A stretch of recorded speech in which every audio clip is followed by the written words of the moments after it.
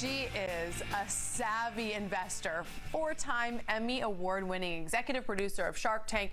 And listen, just an overall powerhouse, someone who I love to hear from and love to talk to. Barbara Corcoran is joining us today. Good morning, Barbara. Good to see you. Good morning, Jenny. Nice to be back. Well, listen, we're going to get some business advice from Barbara first, but first, I think we just have to set the stage with your credibility. I don't know if everybody knows this, and I don't know how you feel about me calling this out, but it's important to note Barbara was not always like this straight A student and just dominating academics. Oh, no. We rewind back to straight D's in high school. So how'd you get to where you are now? What's the secret change here? Well, really, unless you're going to be an engineer, attorney, or a doctor, that specific schooling is key. But if you want to be an entrepreneur, you'll find you don't use a lot that you've learned in school, quite honestly. You use people skills, hustle, how to get back up when you've been hit with failure, but you're not going to be saved by your science and math grades for sure. So I didn't get good grades, but let me tell you, when I wasn't studying at school, I was memorizing people, and I've used that my entire life to build a big business. Because when you know people, you can build an organization and make it swim together and be happy. I can't help but wonder if one of these days our education system is going to change a little bit with this, because for some people, you know, for you, you had, you know, it seems like you had that sort of essence and effervescence to be able to move on and be like, didn't do well in school, but I'm going to continue to do well. For some people, that will stick with them, that grade and that mark. I was not exempt from that. Believe me, I never wanted to be going back to a situation where I was failing out again. So really, the duress of being a terrible student helped me succeed in business. I kind of got even with the world, honestly. So it's not that people don't encounter that as a poor student in school, but they learn to get past it. And sometimes you can use your energy and success to get even. And I'm definitely of that cloth. I'm proving once and for all to the world that I'm not stupid. You know, there's different kinds of smarts. Yes. Yeah, I hear you so much on that. It's kind of like a, how do you like me now, everybody? How do you like me now? Well, yes. Yeah, you know what I'm saying? So let's talk about small businesses. I mean, we talked about this a while back. They are just facing, I mean, so many different things. Increased wholesale and raw material pricing, higher shipping costs, increased wages.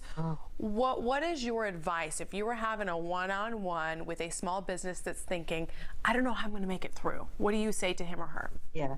I think what you have to do is approach your problems from the left brain first. So many people in business are worried about what they don't know. They're worried about how I'm going to make it. But when you sit down and make a list of what are your actual problems, and then if you use other brain power to brainstorm, what's another way we could slay this dragon? What's something else we can do?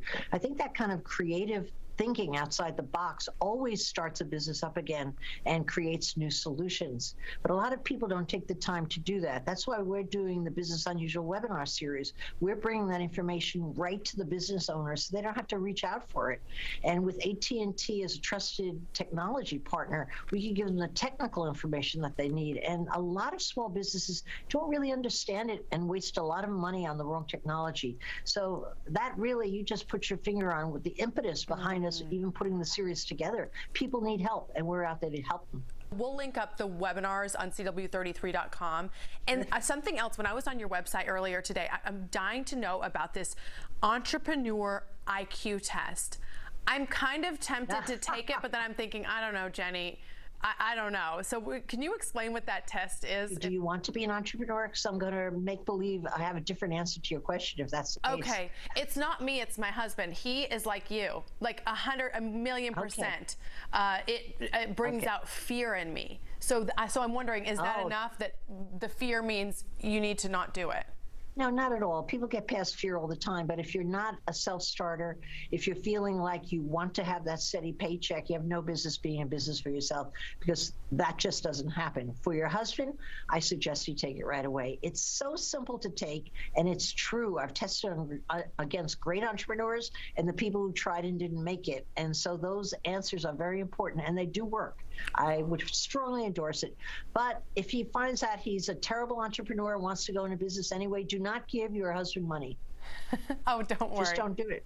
I know. Well, I remember I mean, you guys will have to watch the other interview I did with Barbara, but she shared a lesson about that I will never, ever, ever forget about her history. You just have an incredible story, Barbara Corcoran. Thank you so much for your time today. I so appreciate you. Thank you. Don't forget to tune in to our webinar series, Absolutely. 888barbara.com. It's my last promo. Oh, no, I love it. I love it. So we'll link it up, you guys, on CW33.com. And then I'm also going to put on that Entrepreneur IQ quiz. Some of you might be really interested in it. If you take the quiz or if you go on the webinars, let us know what you think, and I just hope that you find it valuable.